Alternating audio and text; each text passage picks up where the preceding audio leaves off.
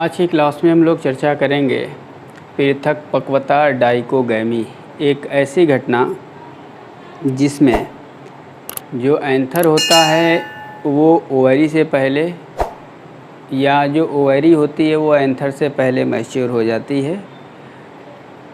कुल मिलाकर एक शब्द में अगर कहा जाए तो जो उभयलिंगी फ्लावर या पुष्प होते हैं उसमें जो एंडोसियम होता है और गाइनोसियम जो होता है ये दोनों एक साथ नहीं बल्कि अलग अलग समय पे मैच्योर होते हैं। जब भी किसी हर्माफ्रोडाइट फ्लावर में मेल और फीमेल रिप्रोडक्टिव ऑर्गन अर्थात एंडोसियम और गाइनोसियम अलग अलग समय पर जो है मैच्योरिटी को गेन करते हैं तो इस दशा को हम कहते हैं पृथकपक्वता या अंग्रेज़ी में इसे कहते हैं डाइकोगैमी।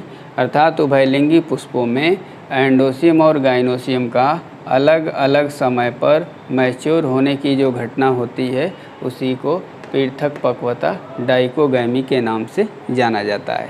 अब जो पृथकपक्वता या डाइकोगैमी होती है ये दो तरह की होती है।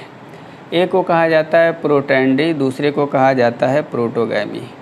प्रोटैंडी का मतलब होता है कि जो एंडोसियम होता है अर्थात जो मेल रिप्रोडक्टिव ऑर्गन होता है, या दूसरे शब्द में ये कहा जाए कि जो परागकोश होता है वो अंडाशय से पहले ही जो है मैच्योर हो जाता है।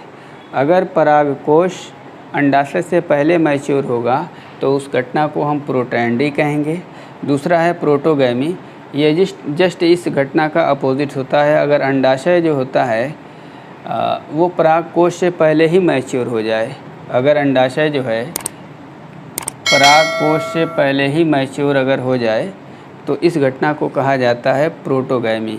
तो आज के इस क्लास में हम लोगों ने पृथकपक्वता और उसके प्रकार के बारे में अध्ययन किया। वीडियो को लाइक, शेयर और सब्सक्राइब करना न भूलें।